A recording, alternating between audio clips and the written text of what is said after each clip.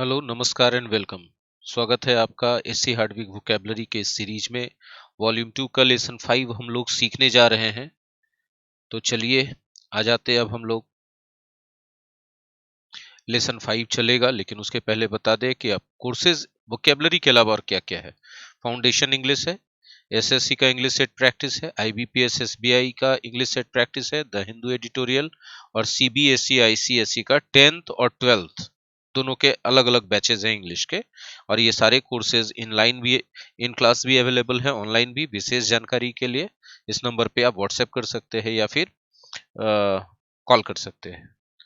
Facebook, YouTube, Telegram और WhatsApp number सब available करवा दिया गया है। ठीक है, लेसन का शुरुआत करते हैं। पहला वर्ड बड़ा पॉजिटिव वर्ड है, सेलिब्रिटी। शायद ही कोई आप में से ऐसे होंगे जो इस वर्ड को नहीं जानते होंगे। सेलिब्रिटी को कह सकते हैं well known person, well known person. ठीक है, स्पेशली एंटरटेनमेंट बिजनेस में से जो होता है, फेमस होता है। और एंटरटेनमेंट बिजनेस, इसको शॉर्टकट में सेलेब भी कहते हैं। इस वर्ड के बारे में बहुत कुछ ज्यादा है नहीं बोलने के लिए। ये वर्ड अपने आप में एक इजी वर्ड है। डिस्क्रेडिट, नेक्स्ट वर्ड है डिस्क्रेडिट। ठीक है, डिस्क्रेडिट का मतलब किसी का क्रेडिट छीन लेना। क्रेडिट कैसे छीन लेते हैं? उसने कुछ अच्छा काम किया, उसको क्रेडिट नहीं देंगे, उसको बदनाम कर देंगे, उसकी प्रतिष्ठा पर कोई आंच ला देंगे, है ना, ताकि लोग उसको रेस्पेक्ट ना करें। एक सेंटेंस देखिए डिस्क्रेडिट के लिए। Journalists are trying to discredit the president by inventing stories about his past life. ठीक है, प्रेसिडेंट के पास्ट लाइफ के बारे में स्टोरी खोज खोज के, बता बता के सबको अपने टीवी पर और मैगजीन में डाल करके जर्नलिस्ट लोग कोशिश कर रहे हैं कि वो प्रेसिडेंट को डिस्क्रेडिट कर दें। ठीक है, उनकी छवि को धूमिल कर दें। नेक्स्ट वर्ड है हमारा एंडोर्स। ठीक है, एंडोर्स का मतलब किसी योजना, घोषणा, निर्णय आदि का सार्वजनिक तौर पर और अधिकृत रूप से समर्थन करना। हिलाइए मत। ठीक है, जैसे एग्जाम्पल के तौर पे members of all parties endorsed A ban on fire arms. ठीक है, सभी पार्टीज के मेंबर्स ने फायर आर्म्स पर जो प्रतिबंध लगाया गया उसको एंडोर्स किया। मतलब सभी पार्टी के मेंबर्स ने कहा कि ये काम सही है, ये बैन लगना चाहिए था। रिपीट हो गया है ना 2 बार, ये सेंटेंस, सेम सेंटेंस रिपीट हो गया। दूसरा मीनिंग होता है एंडोर्स का कि ड्राइविंग, हाँ, ड्राइविंग लाइसेंस पर नियम भंग करने का नोट अंकित कर देना कि आपने ये ट्रैफिक का रूल ब्रेक किया है। ठीक है, इस पॉइंट का नहीं, लेकिन एक अलग से एग्जांपल दिया गया है। आई फुल्ली एंडोर्स मतलब agree with everything the chairperson has said. अगर आप एंडोर्स करते हैं किसी की बात को तो आप उसकी बात से सहमत होते हैं, कहते हैं कि वो सही कर रहा है। The council is expected to endorse the committee's recommendations. उम्मीद किया जाता है कि काउंसिल जो है एंडोर्स करेगा, सपोर्ट करेगा कमिटी के रिकमेंडेशंस को। ठीक है, तो ये सपोर्ट करने वाले अर्थ में, पब्लिकली सपोर्ट करने वाले अर्थ में ये दोनों एग्जाम्पल जाता है। इसका एक और अर्थ होता है कि किसी एडवर्टीजमेंट में आकर के उस प्रोडक्ट के बारे में लोगों को मोटिवेट करना खरीदने के लिए। ठीक है, एक एग्जाम्पल दिया गया है, they paid $2 million to the world champion to endorse their new aftershave. वो आफ्टर शेव लोशन कंपनी ने बनाया है और उसको एंडोर्स करने के लिए वर्ल्ड चैंपियन को $2 million दिए। Mister Amitabh Bachchan mister Amitabh Bachchan also endorses a lot of products on television। करते हैं विज्ञापन, तो विज्ञापन करना भी होता है इसका अर्थ। चलिए नेक्स्ट वर्ड है हमारा फर्टिव। ठीक है, फर्टिव एक एडजेक्टिव है, इसका मतलब होता है गुप्त या छिपा हुआ। ठीक है, इसके साइनोनिम्स के रूप में आप बोल सकते हैं covert, clandestine, confidential, classified, secret. बहुत सारी एग्जांपल सेंटेंसेस मैंने लाए हैं। देखिए, जैसे I saw him cast a furtive glance. Cast a glance का मतलब नजर डालना, और कास्ट ए फर्टिव ग्लांस का मतलब छुप के नजर डालना कि कोई देख ना पाए, secretly. At the women at the table to his right, मतलब वो आदमी जो बैठा हुआ था उसके दाहिने तरफ जो टेबल था उस पर एक महिला बैठी हुई थी, वो छुपी निगाह से चोरी चोरी उसको देख रहा था, मैंने उसको ऐसा करते हुए देख लिया। He made 1 or 2 forty phone calls, उसने एक दो फर्टी फोन कॉल्स किए। यदि फर्टी फोन कॉल्स कर रहे हैं मतलब कॉल तो कर रहे हैं लेकिन अपनी पहचान नहीं बता रहे। ठीक है, एक और example, there was something furtive about his behaviour, कुछ तो था उसके व्यवहार में जो दिख नहीं रहा था। And I immediately felt suspicious, और मुझे इस बात पर तुरंत शक हो गया। The spies had a secret meeting, मतलब फर्टिव मीटिंग, वहां पर फर्टिव आप डाल सकते हैं। The spies had a furtive meeting, जासूसों का आपस में एक सीक्रेट मीटिंग हुआ, फर्टिव मीटिंग हुआ। The government was accused of covert military operations, यहां भी आप फर्टिव डाल सकते हैं। ठीक है, he arranged a clandestine meeting, furtive meeting है फिर से। तो जितना भी कॉवर्ट है, सीक्रेट है, कैलेंडस्टाइन है, जहां जहां आप लिख रहे हैं वहां वहां आप फर्टिव डाल सकते हैं। ठीक है, चलिए नेक्स्ट वर्ड है ग्लेशियल। ग्लेशियल एक एडजेक्टिव है। ग्लेशियल जो होता है ग्लेशियर से बना होता है। ग्लेशियर कहा जाता है हिमनद को। हिमनद का मतलब वैसी नदी जिसमें पानी नहीं बहती हो, बर्फ बहता हो। तो ग्लेशियर एक नाउन है और इसी से एडजेक्टिव बना ग्लेशियल। ग्लेशियर का मतलब होता है हिमनद, और ग्लेशियल का मतलब होता है हिमनद से बना हुआ। ठीक है, जैसे ग्लेशियल वैली, बर्फीली घाटी। ग्लेशियल का एक दूसरा मीनिंग बहुत अधिक ठंडा, क्योंकि हम बता रहे हैं कि हिमनद से बना है, हिमनद में बर्फ ही बर्फ रहता है, तो बर्फ से बना हुआ है तो बहुत अधिक ठंडा के अर्थ में भी फिगरेटिव सेंस में इसका यूज करते हैं। ठीक है, जैसे ग्लेशियल टेम्परेचर्स मतलब बहुत कम तापमान, ग्लेशियल पीरियड बहुत अधिक ठंड का समय, ग्लेशियल डिपॉजिट्स मतलब हिमनदी से, हिमनदी में बहने वाले, जैसे हिमनदी धीरे धीरे आगे चल करके स्लो हो जाता है, उसका ढलान कम हो जाता है, तो उसके साथ बह कर आने वाली चीजें पेंदे में बैठती जाती हैं, तो उसी को ग्लेशियल डिपॉजिट्स कहते हैं। अब चूंकि हम लोग इसका उपयोग अत्यधिक ठंडा के अर्थ में करते हैं, इसलिए इसके सिनोनिम्स के रूप में Arctic, biting cold, bitter cold या फ्रीजिंग को याद रख सकते हैं। दोस्तों हमारा नया वर्ड है इम्प्यूनिटी। इम्प्यूनिटी फॉर्मल वर्ड है और नाउन के रूप में यूज किया जाता है। देखिए इसके अंत में टी वाई लगा है, ये एक एब्स्ट्रैक्ट नाउन के रूप में जनरली यूज किया जाता है। इम्प्यूनिटी का मतलब होता है छूट। ठीक है, किस चीज से? सजा से छूट, आजादी। ठीक है, एग्जाम्पल से आप समझेंगे। Criminal gangs are terrorising the city, criminal gangs पूरे शहर में आतंक मचा के रखे हुए हैं। विथ एपरेंट इम्प्यूनिटी, एकदम खुली छूट के साथ, मतलब प्रशासन उस पर नकेल कसने में कामयाब नहीं हो पा रहा है। एक और example, she thought that her money and power gave her the right to ignore the law, उसको ऐसा लगता था कि उसके पैसे और पावर के कारण उसको अधिकार मिल गया है कि वो कानून का अनदेखा कर दे पूरी छूट के साथ। मतलब उसको कोई टोका टोकी नहीं करेगा, कोई उस पर प्रतिबंध नहीं लगाएगा, वो गैर कानूनी काम करेगी, उसको ऐसा लगता था। नेक्स्ट वर्ड है इनएस्टिमेबल। देखिए इनएस्टिमेबल को आप देखिएगा तो एक वर्ड है एस्टिमेट, उसी से बना है। एक्चुअली एस्टिमेट मतलब अंदाजा लगाना, वर्ब है, और ये नाउन के रूप में भी यूज होता है। और एस्टिमेट से बना एस्टिमेबल, जिसको अंदाजा लगाया जा सकता है, जिसका आकलन किया जा सकता है। लेकिन जब हम बोलते हैं इनएस्टिमेबल, तो जिसका अंदाजा नहीं लगाया जा सकता, आकलन नहीं किया जा सकता है, मतलब इतना अधिक है कि उसका कैलकुलेशन करना पॉसिबल नहीं है। जैसे एग्जाम्पल के तौर पे, the medical importance of this discovery is of inestimable value, मतलब ये जो खोज किया गया है, इस खोज का जो चिकित्सकीय महत्व है, जो मेडिकल इंपॉर्टेंस है, उसका वैल्यू इतना अधिक है, उसका महत्व इतना अधिक है कि आप इसका आकलन नहीं कर सकते। तो जिसका आकलन नहीं कर सकते हैं, जिसको नाप नहीं सकते, इमेजरेबल भी तो बोल सकते हैं। ठीक है, तो इमेजरेबल क्या है? इन एस्टिमेबल का साइनोनिम्स है।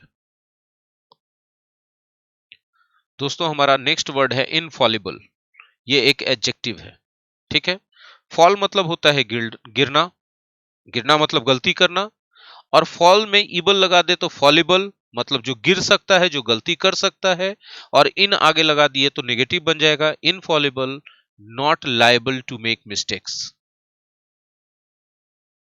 ठीक है, तो जो इनफॉलिबल है वो कभी असफल नहीं होगा, कभी चूक नहीं करेगा, हमेशा वही करेगा जो उसको करना है। ठीक है, मतलब इनफॉलिबल है तो ऑलवेज करेक्ट है, इनफॉलिबल है तो ऑलवेज करेक्ट है। ठीक है, ये इनफॉलिबल आदमी के लिए भी यूज कर सकते हैं। No person is infallible, no computer is infallible, even the experts are not infallible. Expert से भी गलतियां होती हैं, कंप्यूटर भी गलतियां करता है, कोई इंसान इनफॉलिबल नहीं है कि जो हमेशा करेक्ट रहता हो। चलिए, हमारा नेक्स्ट वर्ड है इनइक्विटी। ये एक नाउन है, फिर से देखिए अंत में टी वाई आया तो नाउन ही होना है, टी वाई आ गया तो। ठीक है, इनइक्विटी का मतलब होता है अनैतिक व्यवहार या अनुचित व्यवहार, किसी के साथ भी करते हैं, रॉन्ग या अनफेयर एक्शन या सिचुएशन में ला देते हैं, तो उस सब को इनइक्विटी कहते हैं।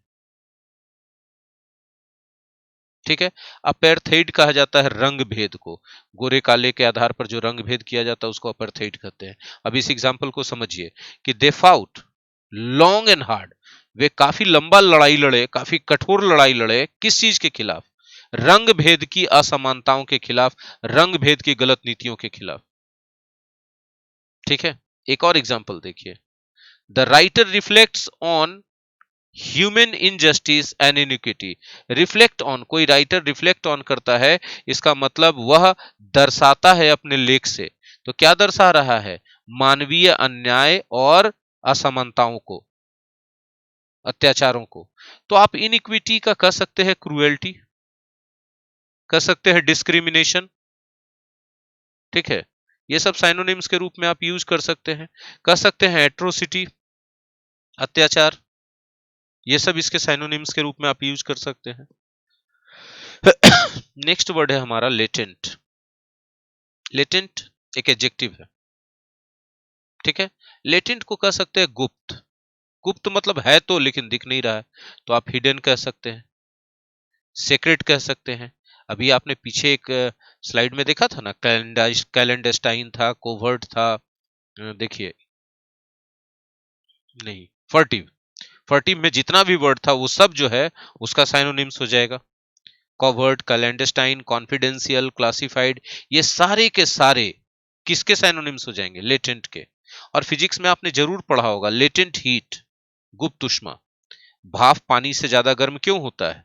क्योंकि पानी मैक्सिमम 100 डिग्री सेंटीग्रेड तक पहुंच सकता है, उस उतना पर पहुंचने के बाद वो वेपर में बदल जाता है, और वेपर अपने अंदर 100 डिग्री सेंटीग्रेड से ज्यादा का तापमान छिपाए रहता है, और उस छिपे हुए तापमान के कारण भाप में गर्मी ज्यादा होती है, और इस छिपे हुए गर्मी को ही लेटेंट हीट या गुप्त उष्मा कहते हैं। फिजिक्स में आपने जरूर पढ़ा होगा। तो गुप्त उष्मा का मतलब छुपा हुआ है, तो कोई भी चीज छुपा हुआ है तो लेटेंट है, हिडन है, सेक्रेट है, कोवर्ट है, कैलेंडेस्टाइन है। ठीक है, लेटेंट टैलेंट छिपा हुआ प्रतिभा, लेटेंट डिफेक्ट्स छिपी हुई कमियां, लेटेंट डिजीज छिपा हुआ बीमारी, लेटेंट टेंशन मतलब तनाव तो है लेकिन सतह पर नहीं आ रहा, अंदर अंदर चल रहा है तनाव। लेटेंट एथनिक टेंशन है, तो दो नस्लों में, दो समुदायों में तनाव चल रहा है। ठीक है, और वो तनाव बहुत ज्यादा है और छुपा हुआ है, लेकिन सामने सतह पर दिखाई नहीं पड़ रहा है। आई होप कि लेटेंट आप लोग समझ गए होंगे। चलिए नेक्स्ट वर्ड की तरफ। नेक्स्ट वर्ड है मास्टरफुल। देखिए, फुल यदि लगा रहे तो ज्यादातर वो एडजेक्टिव होगा। ठीक है, जो मास्टरफुल है ना, तो उसमें मालिक जैसा मतलब कुछ दबंग वाला या कुछ मालिक वाला क्वालिटी है कि उस सबको कंट्रोल कर सकता है, सिचुएशन को भी कंट्रोल कर सकता है एकदम पूरे कॉन्फिडेंट तरीके से। Masterful personality. ठीक है, मास्टरफुल वॉइस होता है किसी का, वो जब बोलेगा तो सब लोग चुप हो जाएंगे, सब उसकी बात मानेंगे और अच्छे से सुनेंगे। That is called masterful voice. ठीक है, मास्टरफुल पर्सन, दबंग आदमी, उस कंट्रोल कर लेगा लोगों को, हालात को, सबको।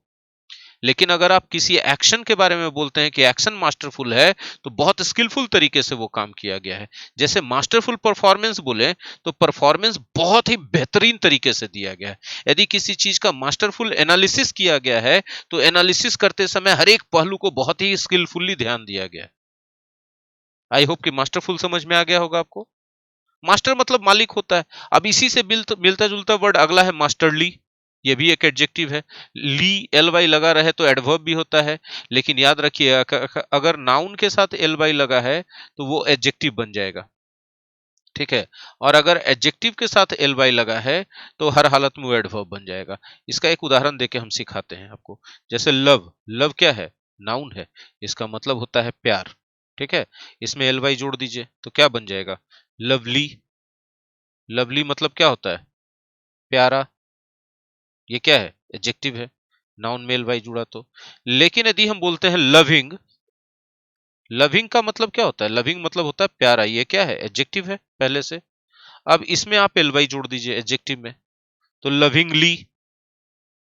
लविंगली ये क्या बन गया? प्यार से। कैसे भाई? तो प्यार से। ये एक एडवर्ब हो गया, ठीक है।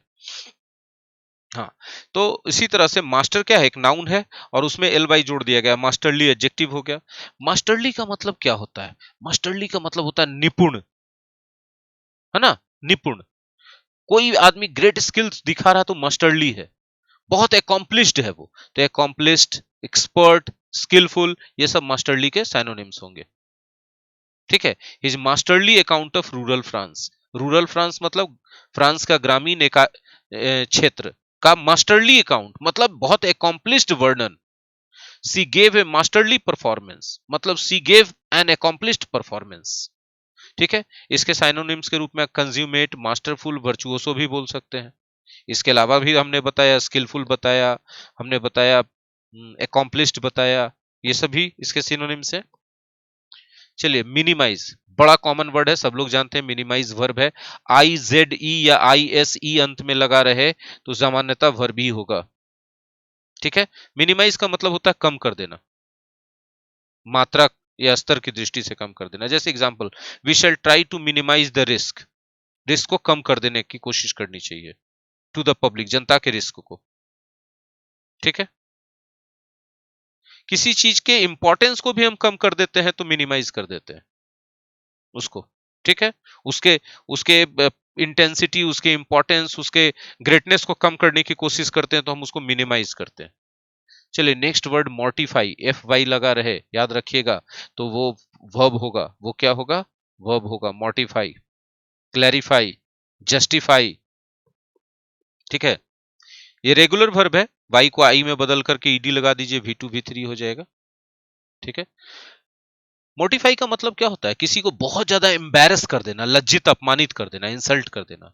सी वॉज मोटिफाइड, वो बहुत ज्यादा एम्बैरस्ड हो गई। तो आप मोटिफाई का एम्बैरस कर सकते हैं, साइनोनिम्स, ठीक है। एम्बैरस, शर्मिंदा कर देना। सी वॉज मोर्टिफाइड मतलब सी वॉज एम्बैरस्ड। कब? When she realized that he had heard every word she said।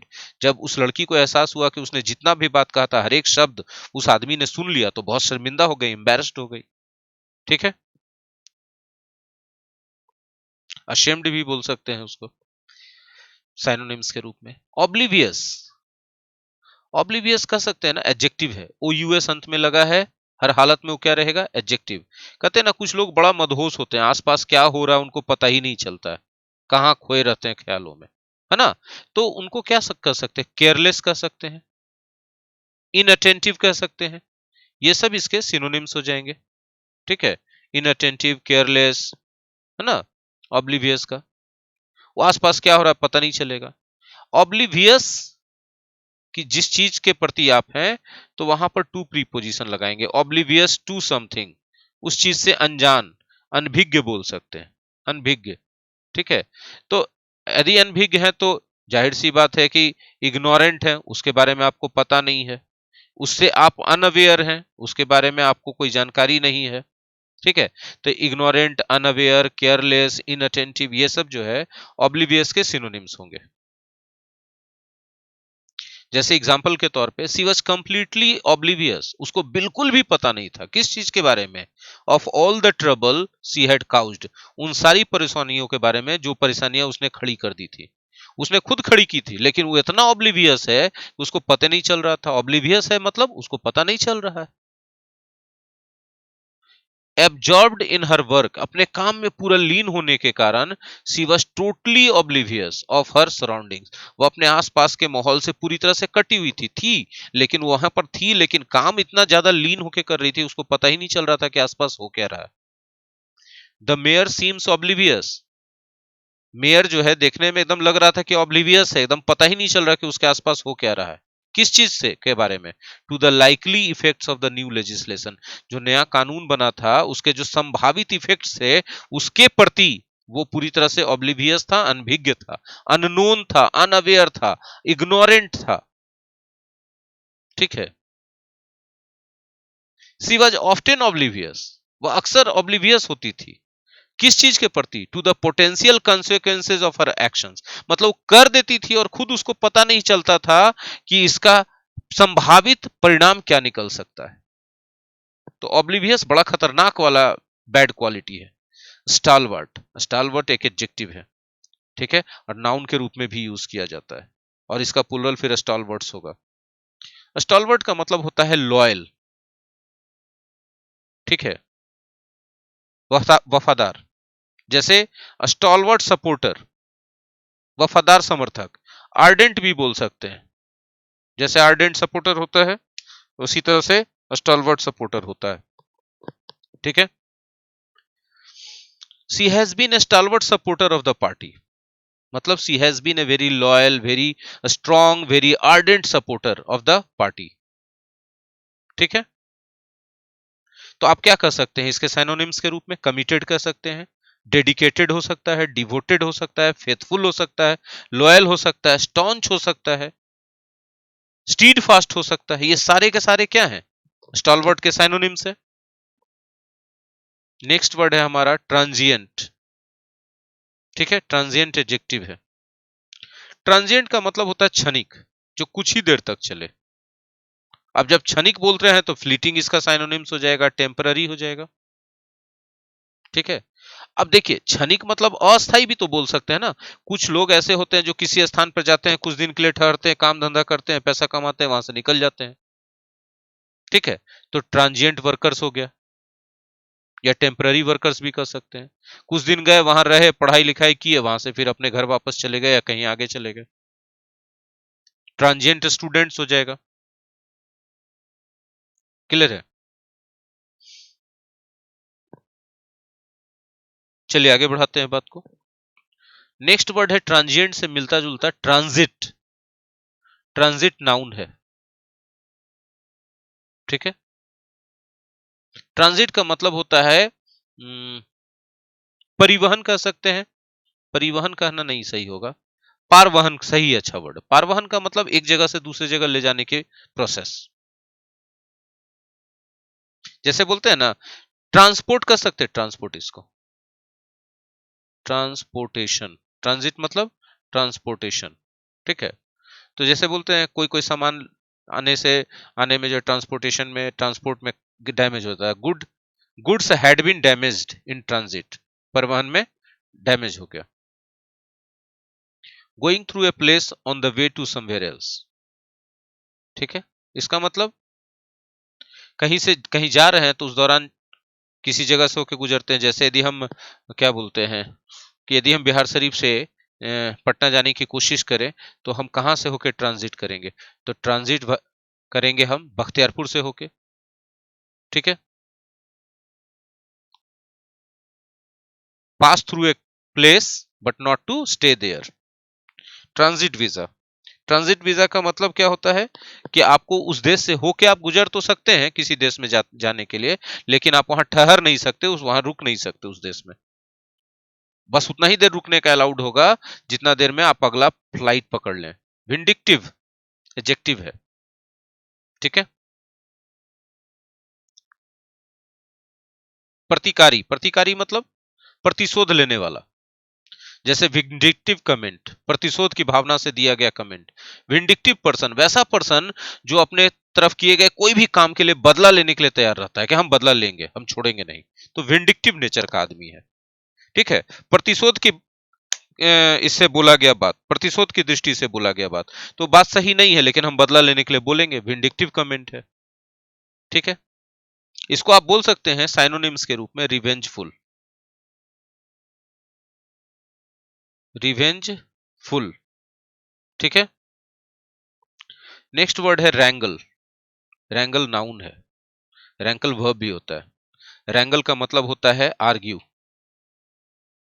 बहस करना।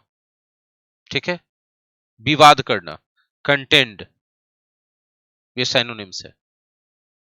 ठीक है, आर्ग्यूमेंट नाउन के रूप में इसका साइनोनिम्स हो सकता है।